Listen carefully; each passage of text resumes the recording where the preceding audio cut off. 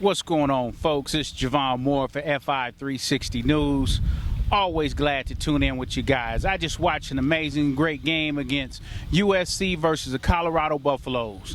The Buffaloes came in ranked 21st in the country, their first time being ranked in a long, long time since the Cordell Stewart, Eric Bieniemy days.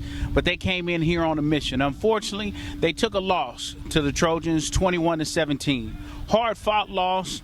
But when you give up 539 total offensive yards, that's way too much. The new USC quarterback, Sam Darnold, he threw for 358 yards and 3 touchdowns. But his biggest pass of the day was to Darius Rogers.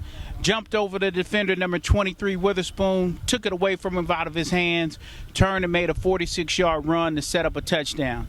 That Carson High School boy, one of them local kids, man, setting it out for USC. Thinking of local kids, you always know Adoree Jackson's going to put on a show. He did that in the third quarter, stalled the Colorado Buffaloes drive with an amazing interception, jumped up in the air, used his high jump abilities to come on down, because you know he does a long jump, fellas.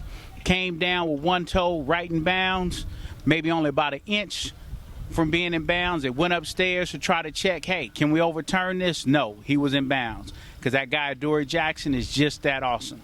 Let's go into SC and check in on the press conference and see what they had to say today. Athleticism on that pick. Yeah, because we work on bounding a lot in track to make sure you have great control in yourself of the body. So it's the hitch technique. When you're in the air, you got to make sure that your arms and your legs are moving, and you have to be great aware. Make sure your core is tight. So I guess you could say that those training skills came into play today. How much distance between your foot and the line on that when you came down? Do you think? It's probably like an inch. It was real close. When I looked at the screen, I was just happy that the crowd was happy. So, and it was going to be too close to overturn it. So I was just glad I got it in bounds. This one right here is as special as I've ever seen. I don't know if I've ever seen a play like that before with the pick on the sideline. And Darius Rogers, somebody needed to step up and make a play for us, and to go over top of the corner and make that play and take it away from him really energized our offense and maybe won the game, that one play. How was that building the team's progress? Well, we were in a hole at 1-3, and last week we put the shovel down, and this week we started climbing out of the hole. And to get back to 3-3, to get our second Pac-12 win puts us, in position to continue for next week. Right now we're in a playoff mentality, and every week's like a championship game, and you got to treat it that way in the Pac-12. But yes, it was a very inspirational and needed win for our team. Well, you got to hear from the SC press conference what's going on in their minds from their own words. But you know what? I got to go ahead and tip my hat to the new defensive coordinator over here, Clancy Pendergrass. He's finding a way to dial up some pressure these last couple weeks, and today it showed. The Buffaloes were a little rattled. Quarterbacks were getting hit some, and you know what? That defense is starting to show up a little bit. But let's go over to UCLA. Let's see what they did in the desert tonight. Stay tuned. The UCLA Bruins went up there to Tempe, Arizona to face the Arizona State Sun Devils and came away with a loss, 23-20. The pressure put on by the Sun Devils was way too much for the UCLA Bruins to handle. They even knocked Josh Rosen out the game. He did show some toughness and some grit. He came back in the game. It was a 3-3 game at halftime. By the time the third quarter, it was 13-13, so it was definitely a grind-out game.